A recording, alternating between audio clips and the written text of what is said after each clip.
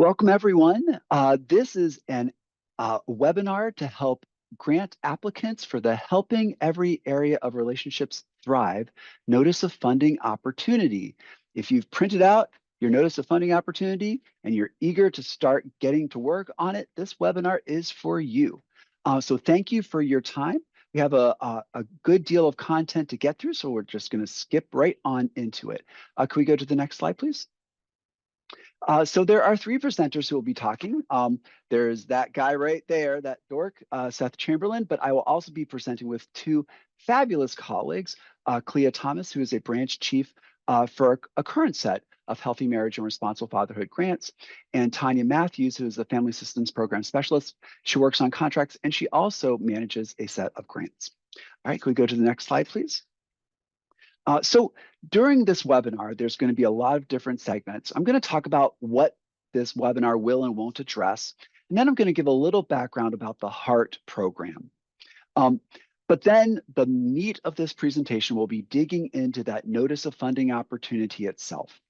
We will be talking about the funding, who is eligible to apply, the program itself, how you can prepare to apply, what you need to put in your application, and how your application, if you submit, will be evaluated.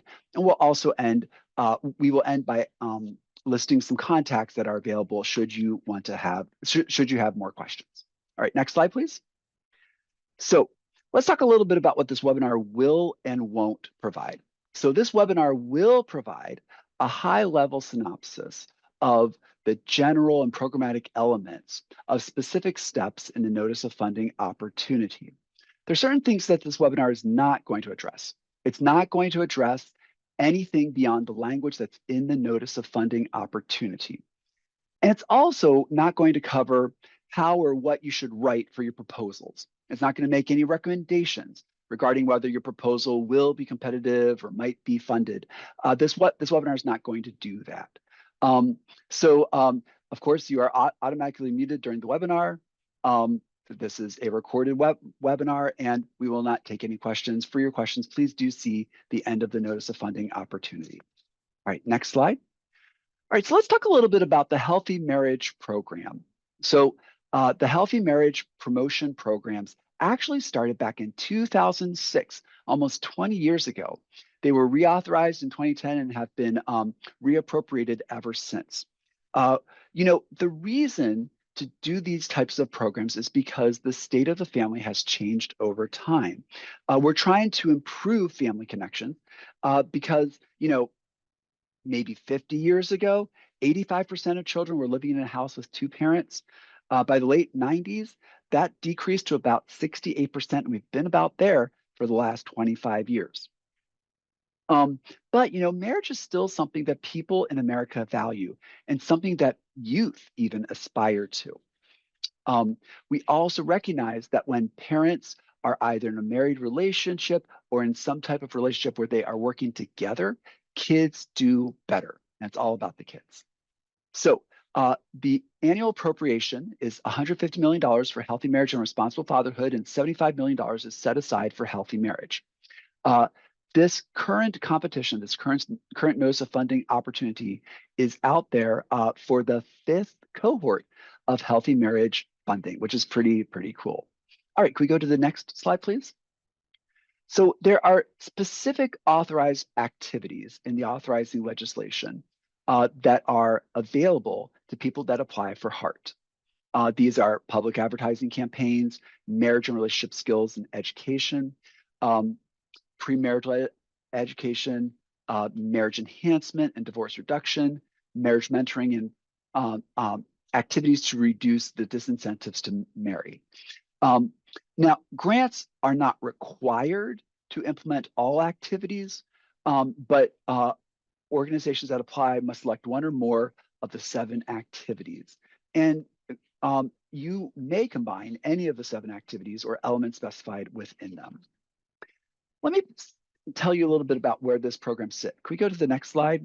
So we are in the U.S. Department of Health and Human Services. You may be aware of some of the other departments the other agencies within the U.S. Department of Health and Human Services, like the CDC and the FDA and the NIH. So we are in the Administration for Children and Families.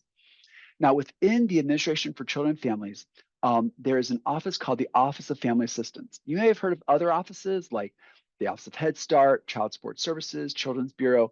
We are in the Office of Family Assistance. Now, this office is primarily known for overseeing the country's temporary assistance for needy families, sometimes called welfare program. But within this Office of Family Assistance, we have a division which is called the Family and Economic Stability Demonstration and Innovation Division, or the Fed Innovation Division. Could you click once? We kind of think of ourselves as the beating heart of the Office of Family Assistance. All right, could we go to the next slide, please? So within this division, could you click once more? We have a number of branches. What's important to notice here is that we oversee demonstrations to demonstrate new and innovative programming to support fathers and families, including tribal families and other families. And so you can see a number of different branches here, but the second and third ones there, the Healthy Marriage and Responsible Fatherhood grants branches, those are the ones that oversee the grant that you are applying to. All right, could we go to the next slide, please? All right, so now that with that background out of the way, let's talk a little bit about what's important to know in step one. So if you look at your notice of funding opportunity and you flip it to the table of contents, you'll see step one says review the opportunity. I'll be talking through step one right now. Step one is a really important part of the notice of funding opportunity. It's an overview of the HEART grant program. This is what eventual grantees, which we now call recipients, but we'll use grantees here, what grantees are expected to carry out if they are awarded funds. So step one has a number of different sections. There's a section on funding. There's a section on applicant eligibility, who's eligible to apply. There's also a section called the program description. We'll spend most of our time there. All right, can we flip to the next slide, please? So we plan to fund 5-year project periods. So a project period is going to have 5 one-year budget periods. So this means that people can apply, that you could apply for $400,000 a year, $500,000 a year, up to $1.25 million per year. And that would be, if you are awarded a grant, you would receive that money once per year until the end of the 5 years. Of course, that continuation of funding is subject to the availability of funds, satisfactory progress toward performance benchmarks, and a determination that continued funding is in the best interest of the federal government.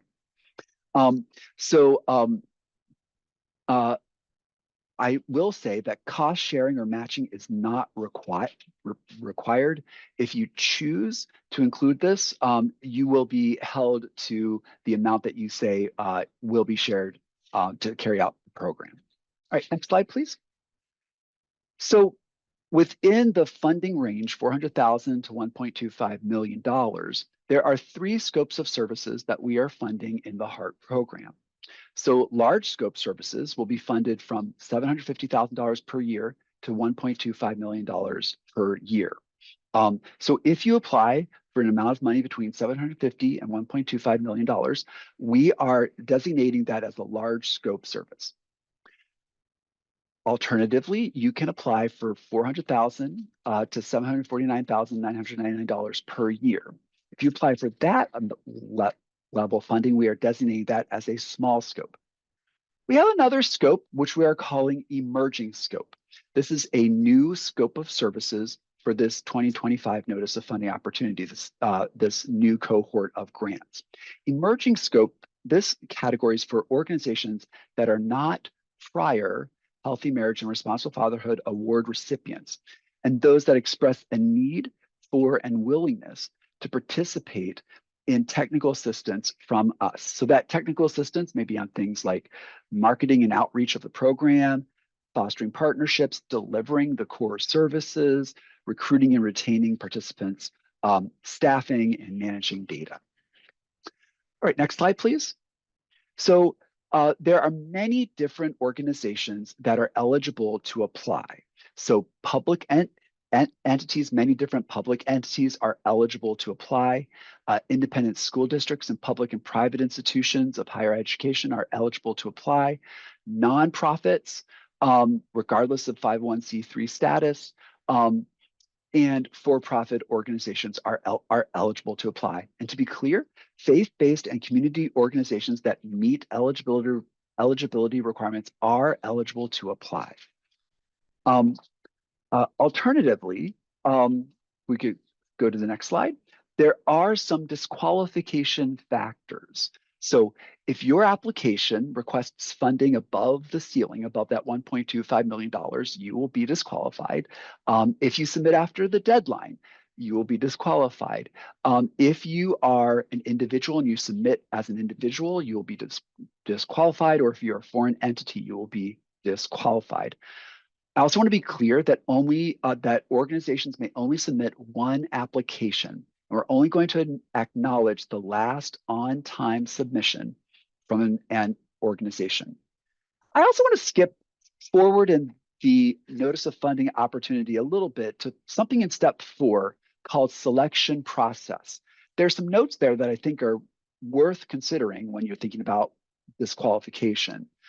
So we're only going to consider applications for selection, for award, applications that propose to serve only adults ages 18 and older, those that request funding at or above the funding floor, and for those that are applying for emerging scope, we aim to fund 14 emerging scope applicants with the highest scores in our funding.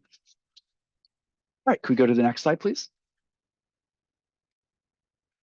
Okay, so let's get into the program description. So organizations that receive our funding are expected to assure continued commitment to promoting this programming. Your leadership and all community partners supported through this grant are expected to be equally invested and committed to achieving all programmatic goals and objectives of this program. I also want to be clear that you can't use these funds as add-on or gap funding to support other non-grant related organizational priorities, goals, or objectives. So later on, if you would apply for this funding, you would need to provide a succinct, explicit affirmation that your organization, including leadership and partners, are committed to achieving the programmatic outcomes and objectives of the program. All right, can we go to the next slide, please? There are specific programmatic objectives and outcomes for this program. So we expect that organizations that are funded under this program will provide activities so that adults gain skills and tools that allow them to strengthen their relationships, especially with a romantic partner. We also expect that people supported through these programs will be that parents will learn how to work together with their co-parents in support of their children, and that family structure is strengthened. So we expect these objectives to be met. And then there are some outcomes, short and long term, that are outlined in the notice of funding opportunity. For example, we expect that these improved skills will lead to healthier relationships in marriage, better parenting and co-parenting, and that in the longer term, there will be improved individual well-being, improved family functioning, improved family stability, improved parenting, and improved child well-being and family economic well-being. Right, next slide, please. So the core of what is provided, of what will be provided by HEART grantees is a program model. So organizations are expected to, if awarded, implement one specific program model, meaning an intervention that serves and is designed to meet the needs of one specific adult service population. Now, you may propose more than one program model, but we recommend just one. What's in a program model? Well, think about all of the services and the structure for those services that would need to be provided. So those are things like staffing plans, training plans, partnerships with other organizations, well-developed oversight and monitoring plans, a plan to recruit and retain participants, a plan to deliver curriculum to those participants, um, uh, additional services such as case management to address the uh, individual participant needs, a broad array of community-centered strategies to promote healthy marriage, systematic data collection, and continuous quality improvement. So let's go to the next slide. Let's talk about the types of healthy marriage promotion activities that may be provided. So I already talked through these 7 activities, but let me just hit them through really quickly. Public advertising campaigns can be provided through this funding, but it can't be provided by itself. It actually needs to be provided in support of the program to get people to come in the door for your program. You may provide marriage and relationship education and skills, or MRES.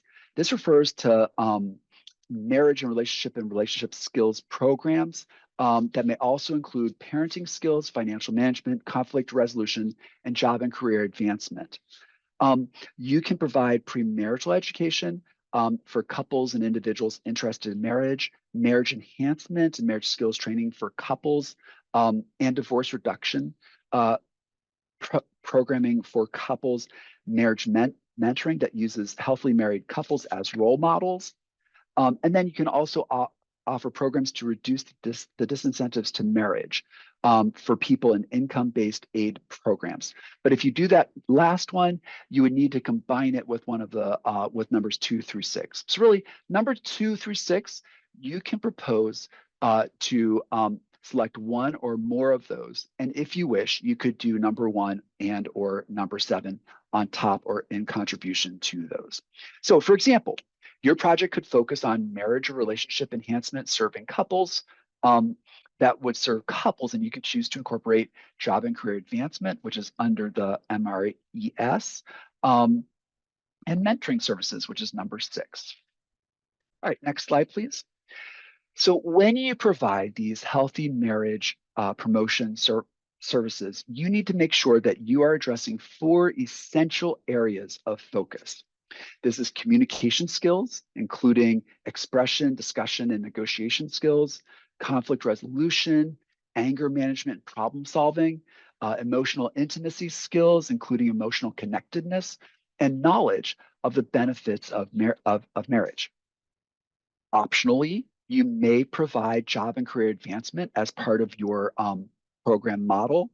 So stronger economic well-being can support healthier relationships and improve relationship satisfaction. So if you decide to offer job and career advancement, you must implement at least 3 activities, which are things like goal setting, budget planning, financial sustainability, and asset building. You could also provide classes or workshop coaching, follow-up activities, and needs assessment related to employment. Lastly, if you decide to provide a public advertising campaign, you can do that, but it must be in support of program outreach, which means recruitment and retention of folks, in order to support direct services to individuals in your community. The public advertising campaign can't be general. You can't conduct a public advertising campaign without a connection to the program that provides direct services. All right, next slide, please. So you have to provide healthy marriage promotion activities, which we already talked through what those were, the 1 through 7. And we talked about the fact you have to have a program model. When you deliver these healthy marriage promotion activities, you have to provide them in curriculum-based workshops. It is expected that your project is going to deliver at least 12 hours of curriculum in a primary workshop. So a workshop is a set of structured classes that take place in group settings. Primary workshops are workshops that all participants are expected to complete. Additionally, these primary workshops are expected to be delivered in more than 2 sessions. and delivered over 2 weeks or more, so not over a single weekend. Now, when you think about what curriculum you might use for your program, you have to be sure that your curriculum is evidence informed, and there's a definition for evidence informed in the back of the Notice of Funding Opportunity. It has to be skills based, so it should teach concrete skills and engage participants in trying out those skills. And it should be relevant to the community context and the populations being served. Including if you're going to serve younger adults, that is targeted towards them. So some healthy marriage programs use a curriculum that has already been prepared and tested. Sometimes that's called an off-the-shelf curriculum. And you could do that. Others adapt or develop their own evidence-informed curriculum designed to meet the unique needs of their participants. If you adapt an off-the-shelf curriculum to make it more relevant, you would need to obtain written approval from the curriculum developer and potentially the Office of Family Assistance, us. So adaptations might be things like adjusting the curriculum to better meet the needs of participants served, stitching together curriculum modules, integrating additional modules into an existing curriculum, or implementing your own evidence-informed curriculum. All right, so can we go to the next slide, please? Okay, so we've talked about the core services, healthy marriage promotion activities that are delivered in primary workshops. There are some other requirements that grantees will be expected to carry out. First off, grantees will be expected to ensure that they have consulted with domestic violence experts and that they are providing domestic violence information in their workshops. So you would need to commit to consulting with experts in domestic violence or relevant community or state domestic violence coalitions. And then you would work collaboratively with those experts to ensure that all participants are provided access to accurate information about domestic violence and dating violence, including where to go for support services, that all participants are provided safe opportunities to disclose if they have or if they are or have been victims of domestic violence or dating violence. And you would also need to ensure that project staff and volunteers receive training on how to respond to disclosures of domestic violence or dating violence. You would also need to be sure that staff are aware of and trained on your state's reporting requirements for child abuse and neglect. So you should consult with experts on preventing, detecting, and responding to child maltreatment. And your program should teach participants about preventing child maltreatment throughout childhood. All right, next slide, please. So we've talked a lot about the programming itself. What kinds of people could you serve? Well, under the HEART program, you could serve participants ages 18 and older. Those participants could be individuals or couples. Those couples could be in relationships or married. You also need to be sure that participation is voluntary. And not only that, you must be sure to inform participants that their involvement is voluntary. That's actually in the authorizing legislation. All right, let's go to the next slide. So you need to provide these primary workshops that provide curriculum to participants. You are expected to serve a large number of participants with this funding.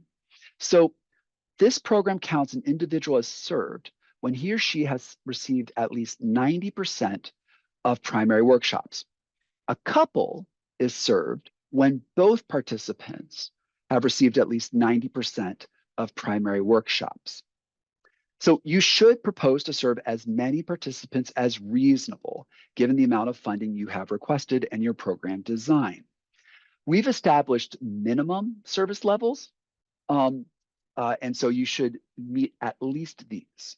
So if you are requesting large scope funding, which is that $750 to $1.25 million, your project, you must serve at least 200 individuals per year or 100 couples who would complete at least 90% of primary workshops.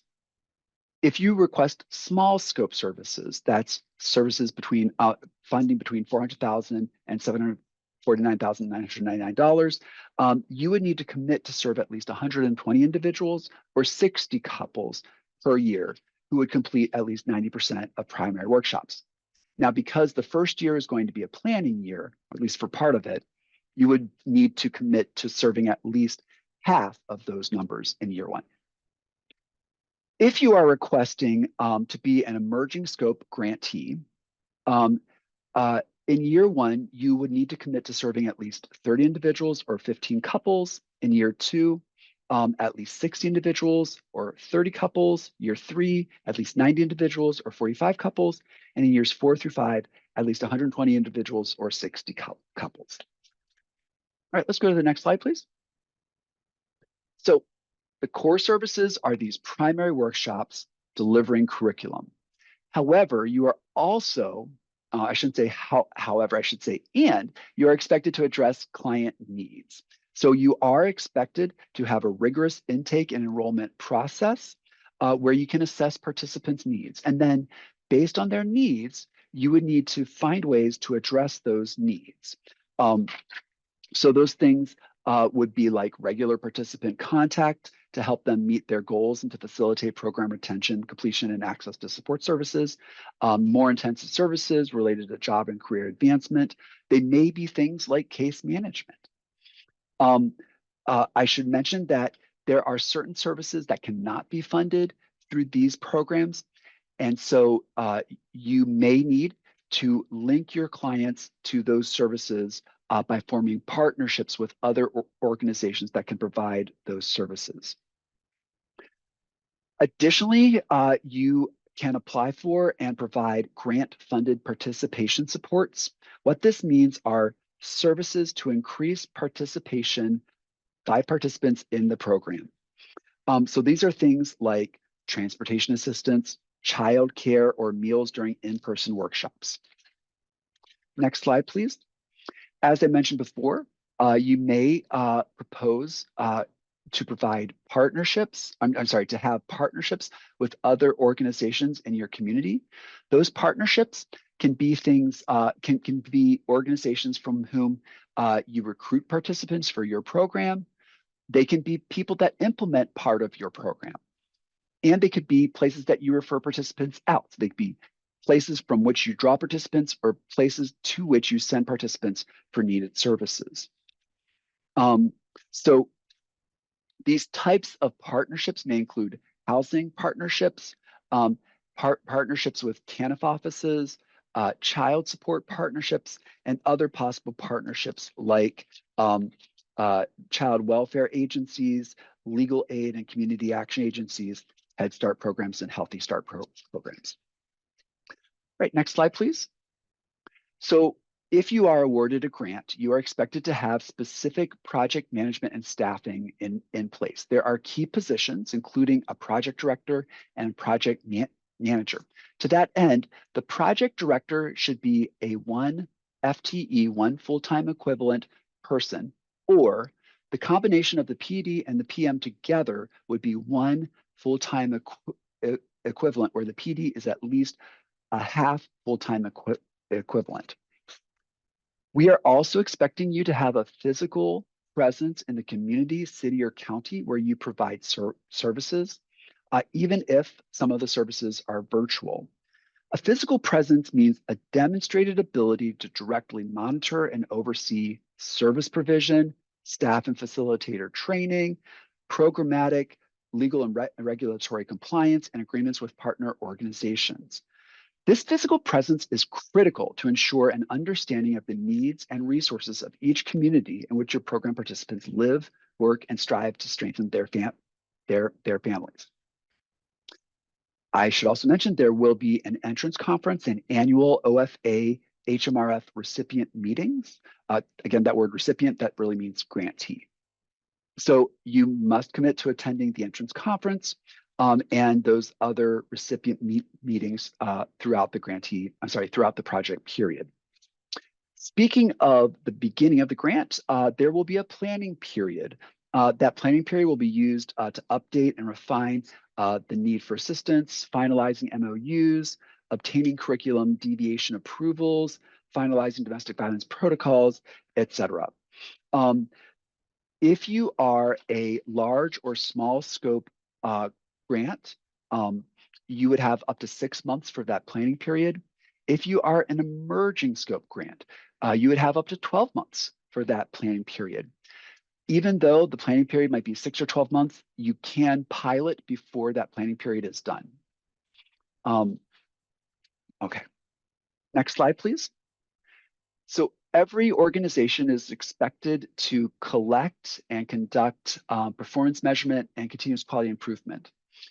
So if you are awarded a grant, you are expected to collect information in our Inform system. That's our information family outcomes reporting and management information system. And we've been doing it for two cohorts, and it's going really well. What this means is that if you receive funding, all participants would complete 2 online surveys, one at the beginning of program services and one at the end. You can use grant funds to purchase computers or tablets to participate in that system. Excuse me.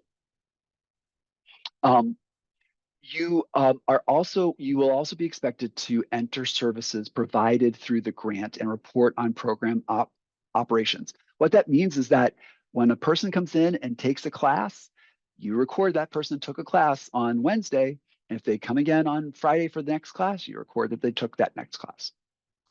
You will also be expected to conduct continuous quality improvement activities. CQI is a process of identifying, describing, and analyzing program strengths and problems, followed by testing, implementing, and learning from and revising solutions. There will also be federal research activities that will be going on at the same time as these grants. So if you are asked to participate in federally led research activities, whenever feasible and where there is interest, you are asked to engage fully and adhere to all research and evaluation protocols. With regard to local evaluations, sometimes these are grantee-led. These are grantee-led evaluations where a grantee says, "I'm going to evaluate this big question over the 5 years of the grant." So you are not required to propose a local evaluation in your application. However, if you are awarded a grant, you would have the opportunity to submit a proposal to implement a grantee-led evaluation. If you wish to propose a local evaluation after award, you would need to include funds in your first year budget to partner with an evaluator to develop the evaluation plan proposal. If your local evaluation plan is approved in year 1, then you would receive supplemental funds in years 2 through 5 to conduct that evaluation. Next slide, please. So all grants funded under HEART will be cooperative agreements. So cooperative agreements is where we, the Office of Family Assistance, would work in close partnership with you and be substantially involved in various aspects of your projects funded under this Notice of Funding opportunity. So our involvement would include assigning a program specialist to work with you, providing significant guidance, consultation, and timely review on project-related materials and deliverables, reviewing and providing feedback on improving the project scope and activities of things that are funded under this grant. So we do not expect the cooperative agreement would change the project requirements for recipients under this Notice of Funding opportunity. And again, if you do receive an award, we would work out that cooperative agreement with you post-award. Next slide, please. Now, there are certain things that cannot be funded with these funds. So we can't fund things like construction. So if you say, we want to use this funding to build a big new facility, this funding can't be used for that. This funding can't be used to supplant your other funding. This funding also cannot be used for programming or activities that are not necessary nor reasonable for the performance of this award, or not applicable to the project. And those include things like diversity, equity, and inclusion programming, and services and activities that inculcate or promote gender ideology.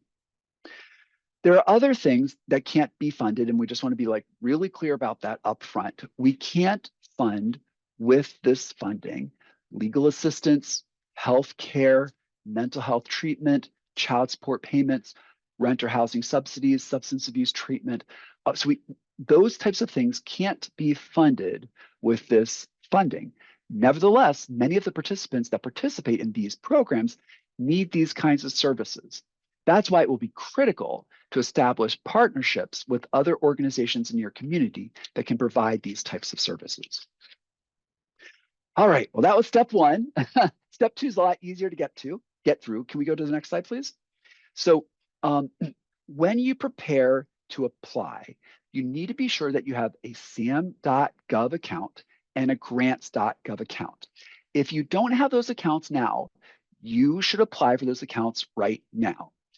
If you have those accounts, but you don't remember what the password is, you should recover that password now. The reason is that you won't be able to apply for these grants unless you have a sam.gov and a grants.gov account or accounts. So please do look into those. There's information in the notice of funding opportunity about how to apply for those. So that does it for me for right now. I'm going to hand it off to my colleague, Clea Thomas, who's going to talk through step 3 in the funding opportunity. Hey, Clea. Awesome. Thank you so much, Seth. And I'm not sure if step 3 is easier to get through because step 3 is very similar to step 1. What we will cover in step 3 is the information that applicants need to prepare your application. So again, I'm Clea Thomas, and I'll be sharing some information in terms of key components from step 3 from the NOFO, which covers preparing the application. So you will notice that this information sounds very similar to step 1, but again, this section will specify what needs to be submitted in the application in order to meet the expectations of the grant. So starting with application components. Next slide, please. So you will submit 2 files plus standard forms in the application package. To submit file 1, you will use the project narrative attachment form found in grants.gov application package for this NOFO. So this includes the table of contents, project summary, project narrative, and the line item budget and the budget narrative. File 2 will include all attachments. To submit file 2, you will use the attachment form found in grants.gov application package for this NOFO. Note that the page limit for file 1 and file 2 is 100 pages. Standard forms do not count against the page limit. Please see formatting requirements, and please be sure to review the NOFO thoroughly for formatting requirements. Next, please. The project narrative is where you address all the proposed activities. So it is a critical section of your application where we will evaluate your application using the merit review criteria and rank it based on the application scores. Remember that substance and measurable outcomes are more important than length, and we are particularly interested in project narratives that convey strategies for achieving intended performance. In it, you must explain how your project meets the purpose of the NOFO as described in the program description. So you're going to be concise and use the required documents as noted and use the headers and order of the sections that follow. We will ask that you provide the precise physical location of your project and the boundaries of the area that you will serve. This includes a description of the geographically distinct communities that you are serving. So if you propose to serve program locations in multiple locations or states, you must confirm that you have a physical presence in those service areas as provided in the geographic location section of the program description. We ask that you describe whether you will provide virtual services, and if so, confirm which services will be virtual and confirm that these services will serve your grant-specific communities. You may not implement a statewide or multi-state virtual program unless you provide convincing evidence of a physical presence in communities served. You may not implement a national program under this NOFO. In terms of the need for assistance, in your project narrative, you will thoroughly identify the problems that you plan to solve. So these problems could be physical, economical, social, financial, institutional, etc. Describe the nature and scope of the problem, provide any supporting documentation or testimonials, include any relevant data based on planning studies or needs assessments. You may refer to them as endnotes or footnotes. Use demographic data on participants or beneficiary information where you can. So in terms of the objectives, you will ensure that to state your main objectives and sub-objectives, address how the objectives stated relate to the overall purpose of this program, and describe how you will achieve the objectives. Ensure your objectives relate to the programmatic objectives and outcomes sections of the program description. Finally, identify the outcomes you plan to achieve from the project. These should relate to the overall program as described in the program description section. If research is a part of the proposed work, outcomes must include hypothesized results and implications of the proposed research. Next slide, please. In your approach section is where you will thoroughly describe the scope and the detail for how you will accomplish your proposed project. Account for all functions of the activities you identify in your application, and explain potential obstacles and challenges to accomplish your proposed project and goals, and explain strategies you will use to address them. You must provide an approach and implementation strategy for each of the 5 years of the project. You must use quantitative and qualitative data and support your proposed approach and strategies, including performance or evaluative data. Describe any design or technological innovations, reductions in cost or time, or community involvement in the project. You also talk about your assured continued commitment to promoting this program. So as stated earlier, you must provide a succinct, explicit affirmation that your organization, including your leadership and your partners, are committed to achieving the programmatic objectives and outcomes, and that you will not use these funds as add-ons or gap funding to support other non-grant related organizational priorities or objectives. And then in terms of the proposed program model, you're going to propose a model meeting an intervention or design that is designed to serve one specific population. Your model could serve more than one population, such as married couples or non-custodial or custodial single parents. And you may propose more than one, but we encourage just one.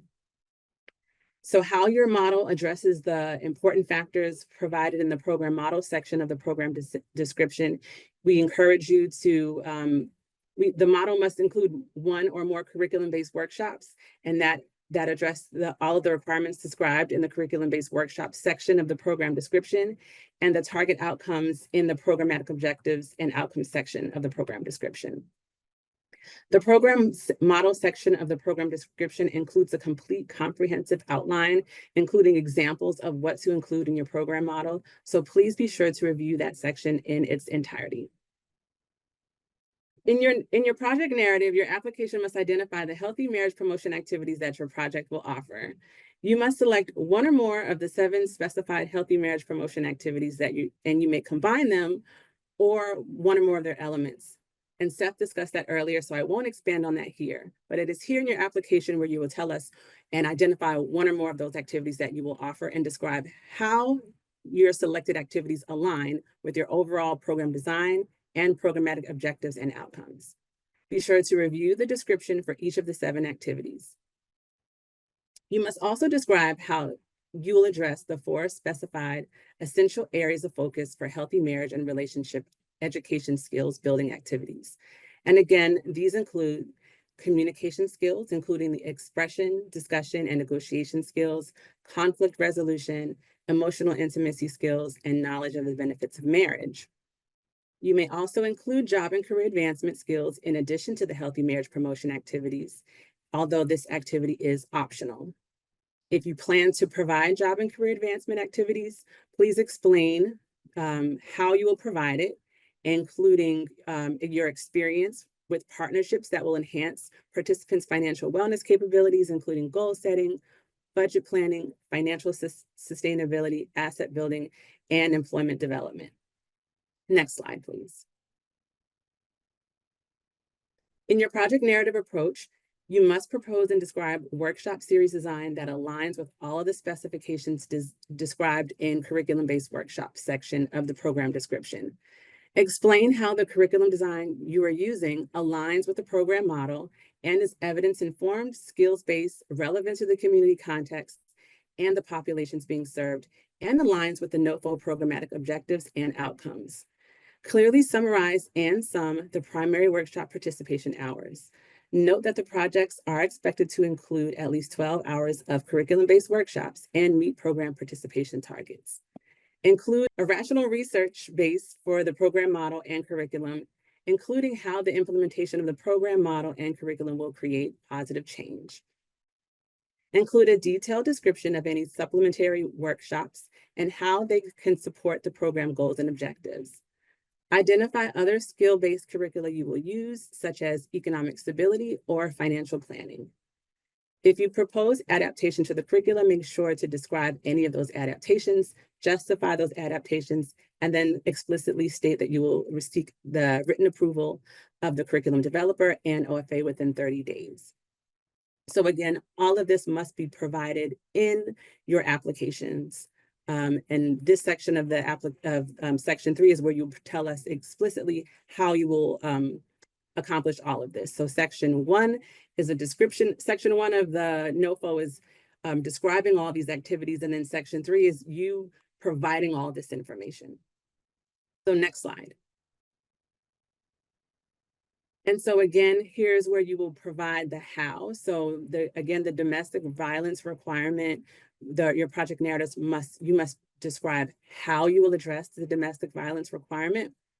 And so you must provide a detailed description of how you will address the domestic violence requirement. You must provide examples of the strategies for how you will meet this requirement. And there are some examples that are provided in the program description section of the NOFO. You must also provide examples of how you will ensure that staff are familiar with the child maltreatment requirement, and there are examples of this requirement also provided in the NOFO. In terms of program participation requirements, which we'll shift to talking about that a little bit. Here is where you must describe the scope of your project according to the specifications outlined in the project description, whether that's large, small, or emerging. And so if applying for emerging scope, you must clearly state that you have not previously been directly funded by federal Healthy Marriage Responsible Fatherhood Program funds. So here you must also clearly identify program participation targets. So you must use something called a target shell document to identify your program participation targets for each program year, and you'll provide this in your attachments. So you must propose to serve as many participants as reasonable given the amount of funds requested for your program design. And you include the number of participants per year who will enroll, who will attend primary workshops, who will attend at least 50% primary workshops, 90%, and 100%. And you will make sure that the number of participants in each cell in the column will demonstrate the number of clients who attend at least 90% of primary workshops as at least the minimum number of clients based on the scope of your project as outlined in the participant targets in the program description.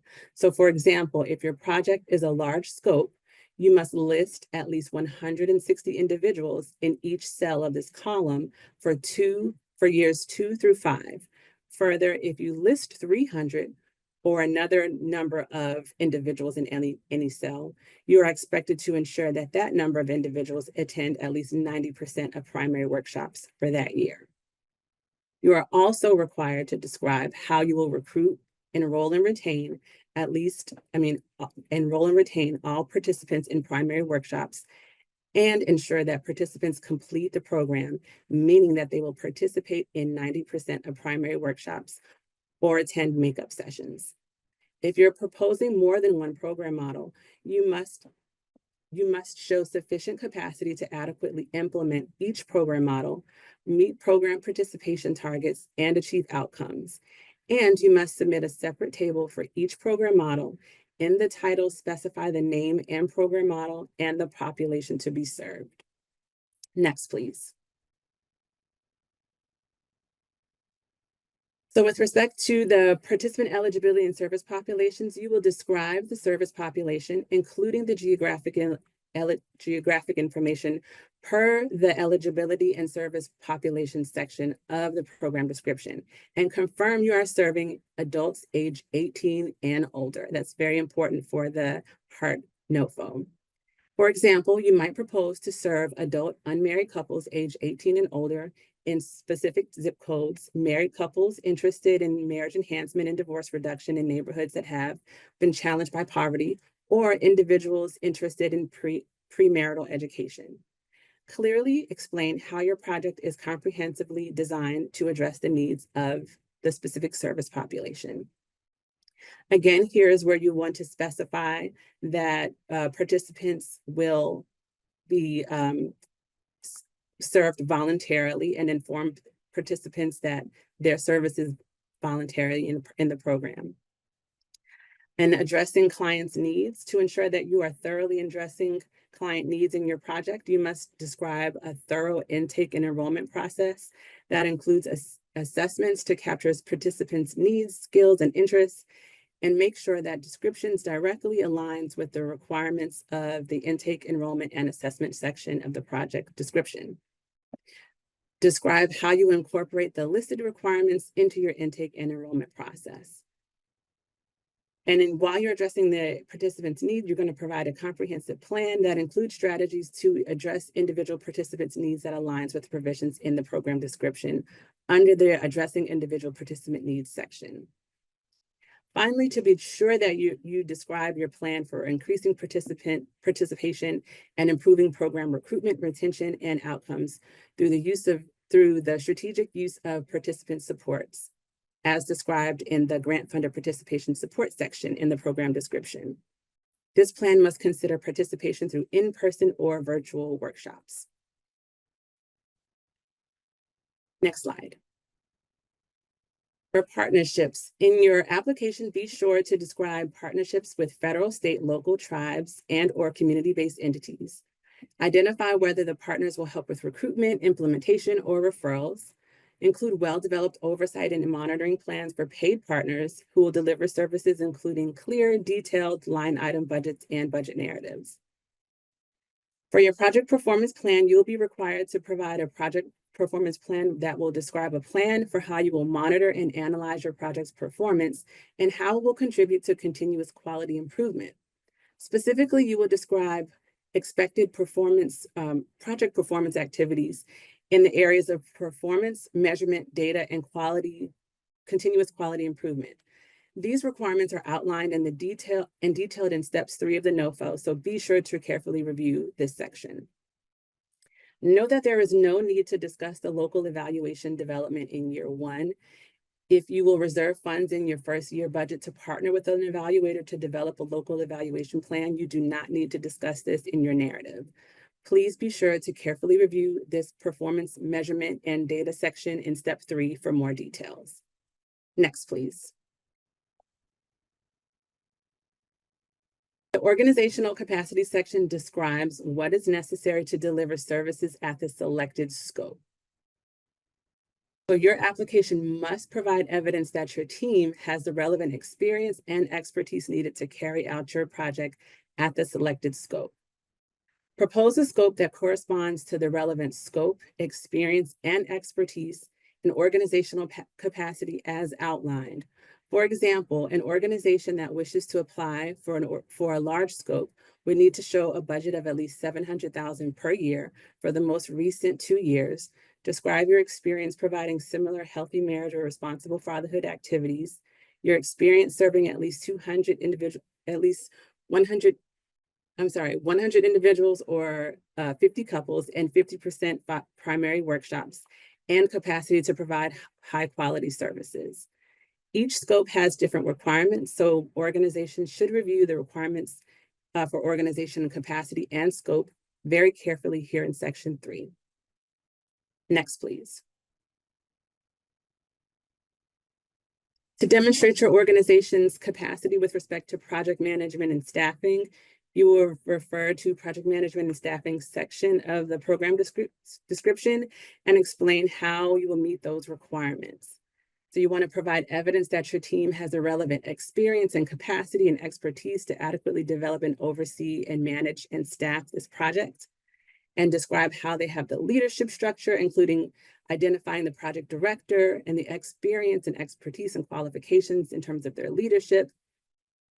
As outlined in the line item budget and budget narrative, describe the FTE allocations for each of the staff as assigned to the project, including key positions, and describe your approach to providing staff support, including any training plans and refresher trainings. So in general, you want to justify how your approach will enable you and your team to meet the outcomes and objectives of this project. Next, please.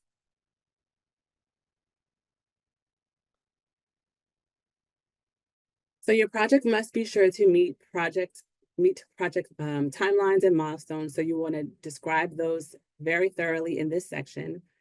You will want to provide a plan for oversight and for the federal award and activities. So you must ensure proper award oversight according to regulations that govern oversight according to 4 CFR 75 or 2 CFR 200 starting October 1, 2025. And that has to do with things like financial and program management, property management, and procurement, to name a few. You will want to describe the framework to ensure proper oversight of federal funds and activities.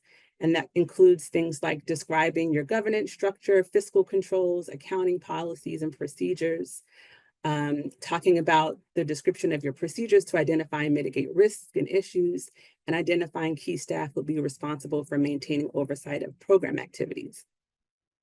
You'll be responsible for submitting a logic model, where you will describe your design for managing and evaluating the project.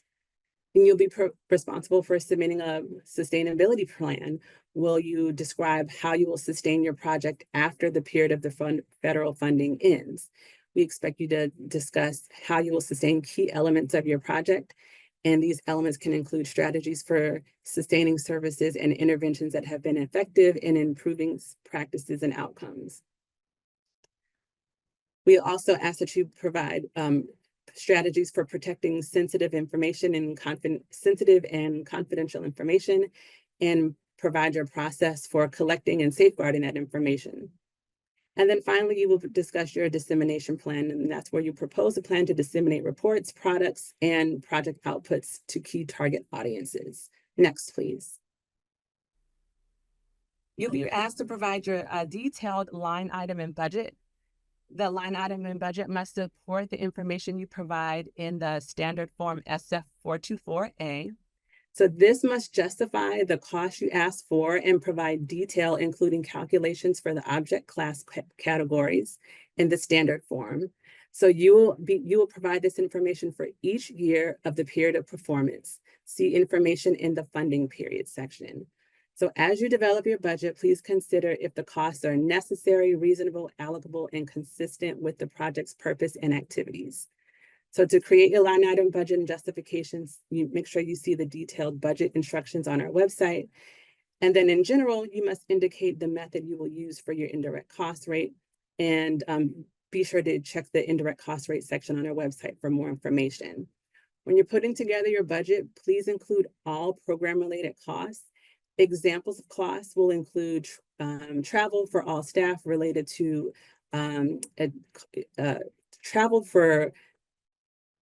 related to attendance for conferences, such as conferences in DC and other OFA-related HMR events, grant-funded participation supports and services in alignment with funding level requested, other itemized expenses for the project that are aligned with the proposal. Please include a clear, detailed line item budget and narrative for the oversight and monitoring of plans for your partners and subcontractors as well.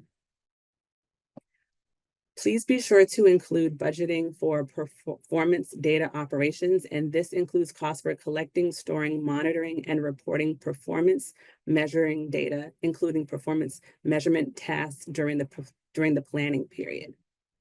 If you wish to propose a local evaluation post-award, include funds in your first year budget to partner with an evaluator to develop an evaluation plan proposal. OFA suggests these funds not total more than 5% of your year one budget or $50,000, whichever is lower.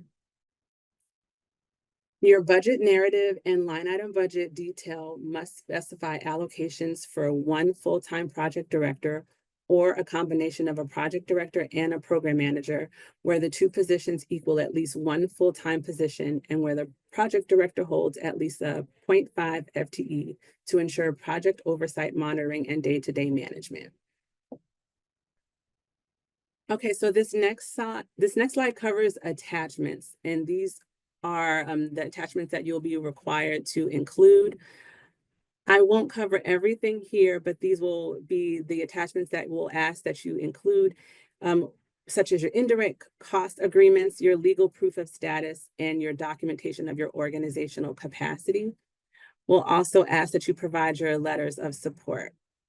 The target table shell will provide a template that you can use, and there's a link or a template for that target table shell that is provided in the NOFO.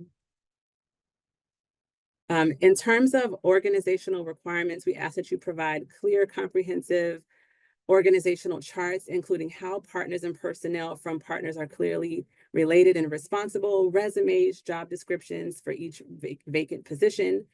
For project management and staffing, we ask that you provide your organization's financial statements adhering to generally accepted accountable principles, if applicable, for up to 2 most recent completed fiscal years. Please provide any third-party agreements please provide any third-party agreements involved in the project. This includes subrecipients, contractors, and any other cooperating entities. We do not consider general letters of support to be third-party agreements.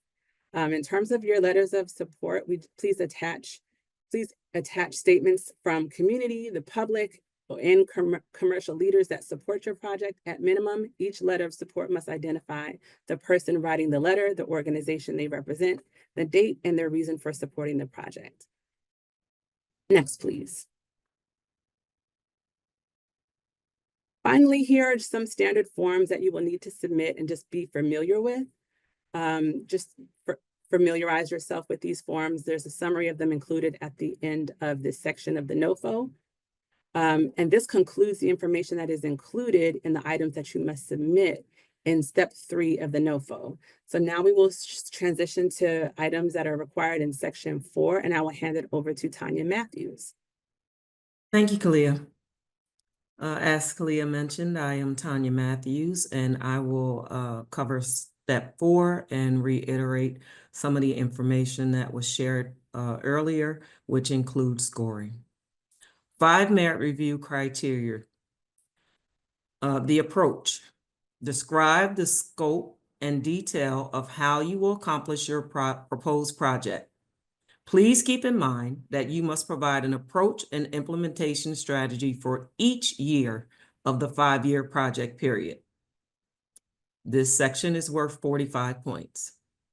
Organizational capacity to deliver services at selected scope. Provide evidence that your team has the relevant experience and expertise needed to carry out your project. Provide this information for your full project team, including the applicant organization and any cooperating partners, contractors, and subrecipients. This section is worth 30 points. Organizational capacity, project management, and staffing. Provide evidence that your team has the relevant capacity, experience, and expertise to adequately develop, oversee, manage, and staff this project. This section is worth 15 points. Performance measures, CQI, and logic model.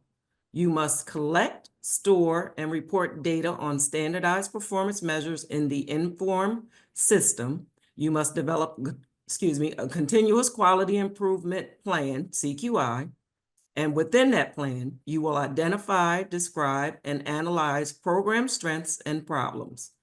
You will find a link within the NOFO that will take you to the templates that you may use to develop a plan for and carry out your CQI activities. You must also develop a logic model for designing, managing, and evaluating your project. This section is worth 3 points. And finally, the budget and budget justification. You must develop a budget to justify the cost you ask for and provide detail, including calculations. This section is worth 7 points. Next slide, please. Merit review criteria is basis for evaluation and scoring. Reviewers will evaluate and score an application based on the documents presented in the application and will not refer to or access external links or other documents during the review. Reviewers will only use published merit review criteria, no materials that are not a part of the NOFO, no websites via hyperlinks. And please be sure your application addresses every criteria mentioned. Next slide, please. Criteria highlights. Approach. Describe the scope and detail of how you will accomplish your proposed project. Please keep in mind that you must provide an approach and implementation strategy for each year of the 5-year project period. Kalia discussed this earlier, so it's for each year of the 5-year project period. The reviewer will assess how well you address the following: need for assistance. Clearly identify the need for assistance and explain how your project will satisfactorily address the need. Objectives and expected outcomes. Provide a clear and concise statement of the project's objectives and outcomes and explain how they are aligned with the objectives and outcomes described in the program description. Assuring continued commitment to promoting this program. Provide a written, explicit affirmation of commitment to achieving the program objectives and outcomes and to use funds for grant-related purposes. Program model. Provide a clear, detailed description and justification of the proposed project, including the program model, curricula, and activities as outlined under the program model. Describe a comprehensive approach and concrete process to recruit and engage participants, and justify why this approach will enable you to meet proposed performance targets. For healthy marriage program activities, clearly demonstrate how the proposed project aligns with the purpose of promoting healthy marriage and relationship education.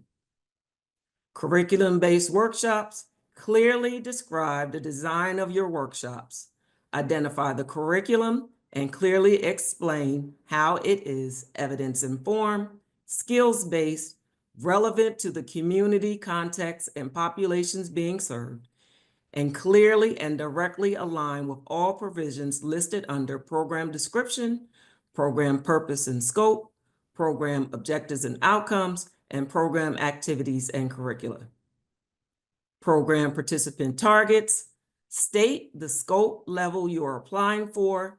If applying for emerging scope funding, confirm that you do not have prior experience conducting activities directly funded by federal Healthy Marriage or Responsible Fatherhood Program funds. Provide a table that shows your proposed performance targets, making sure they correspond with your proposed scope for each year of the project as outlined in the program performance target section. For participant eligibility and service populations, outline the proposed service area, including its geographic location and the need for services, and confirm you are serving adults ages 18 and older. Addressing client needs, describe your intake, enrollment, and assessment of needs. And for partnerships, describe the partnerships as outlined in the partnerships section, specify their roles in recruitment, implementation, or referrals, include oversight and monitoring plans for any paid partners.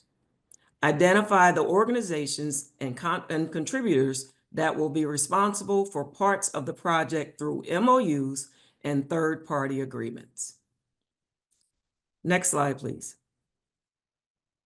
Organizational capacity, capacity to deliver services as selected scope, provide evidence that your team has the relevant experience and expertise needed to carry out your project.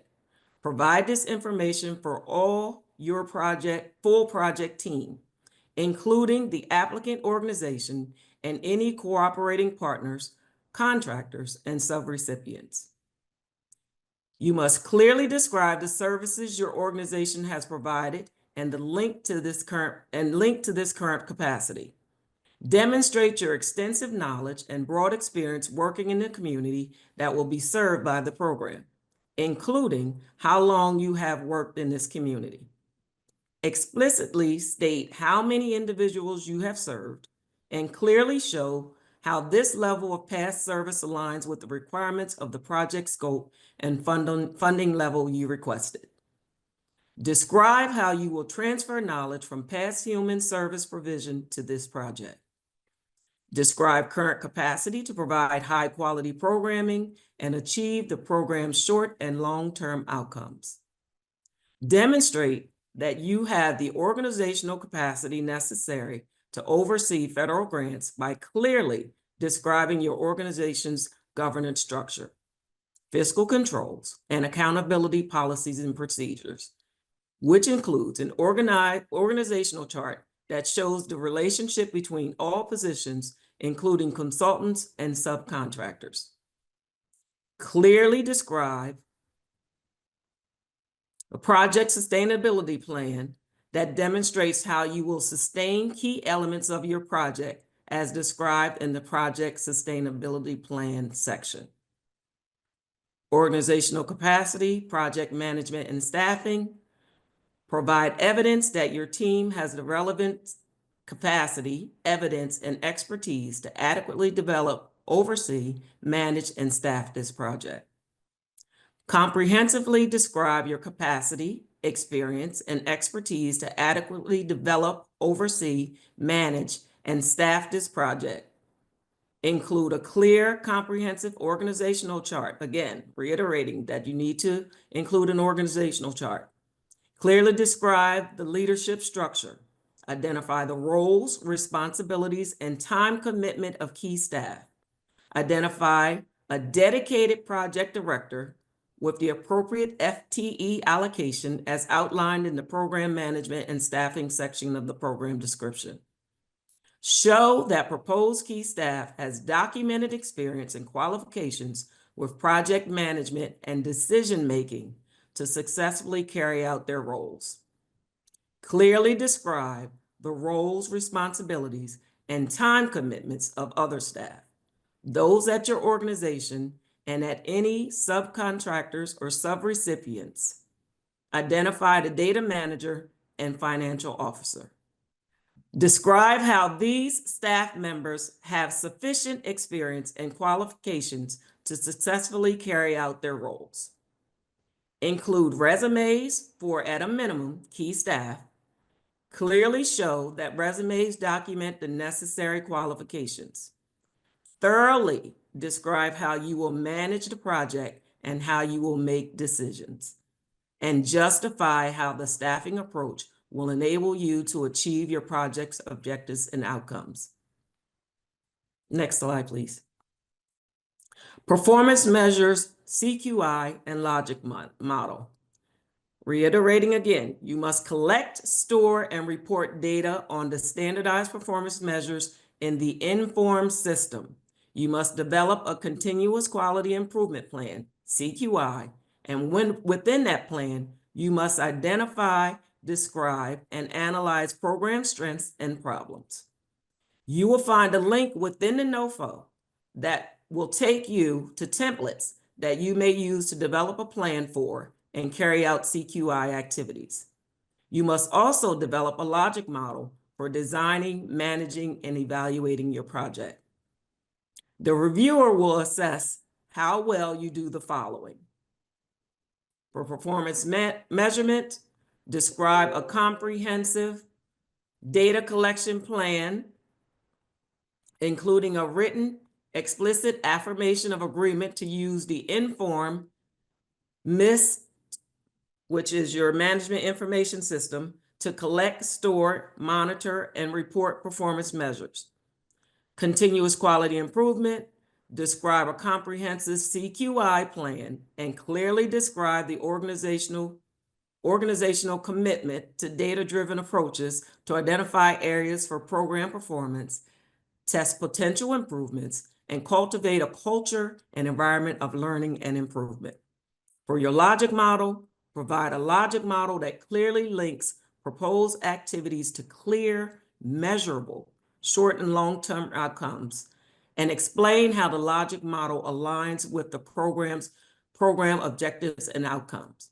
And finally, for your budget and budget justification, you must justify the cost you ask for and provide detail, including calculations for the object class categories in the budget information standard form.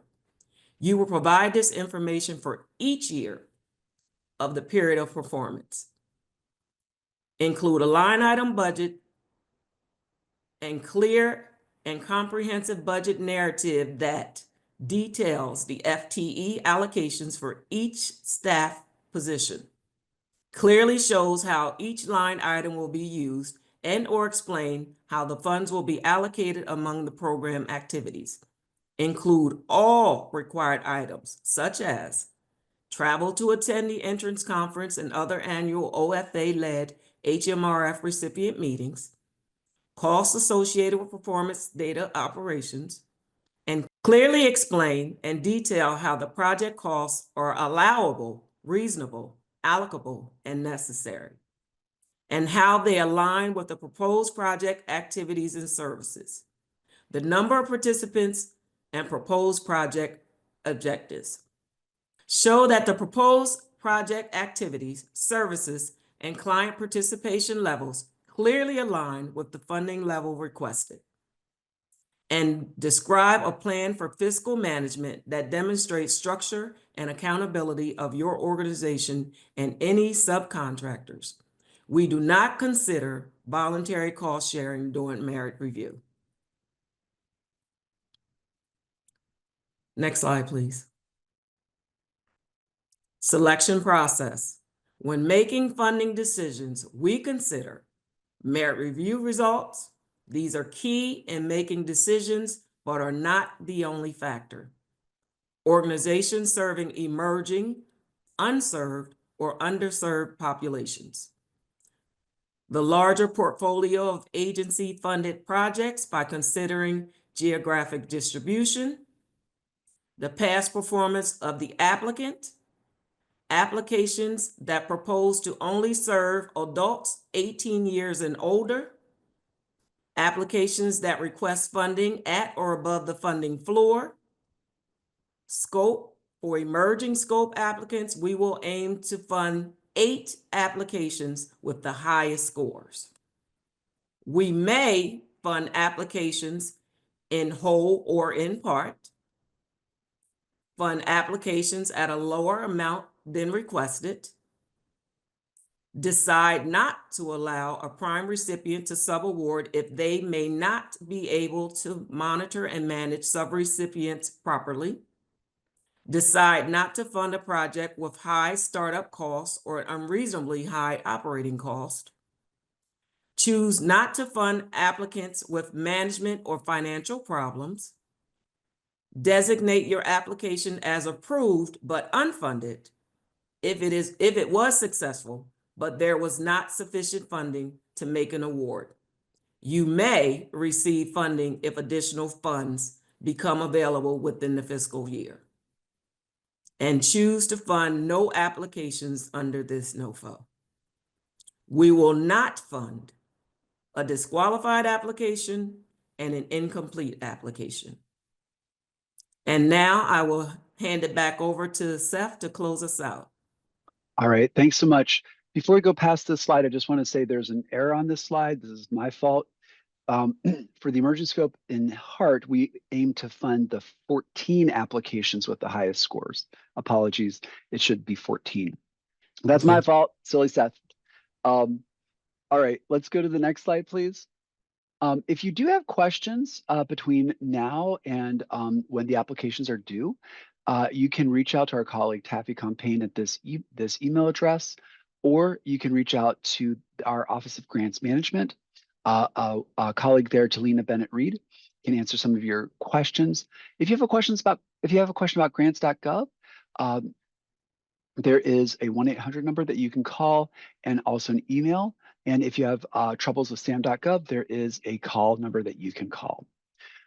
If we could go to the next slide. Thank you so much for your interest in this program. We encourage you to apply. We think this is a wonderful opportunity to bring and make a difference to communities across the country. Together, we can work together to build and support stronger families. To finish us out, I remember why the chicken crossed the playground to get to the other slide, but unfortunately, there's no more slides for us to get to. So with that, I'll bid you adieu. Happy compiling your applications, and we look forward to reading them. Thanks so much. Take care.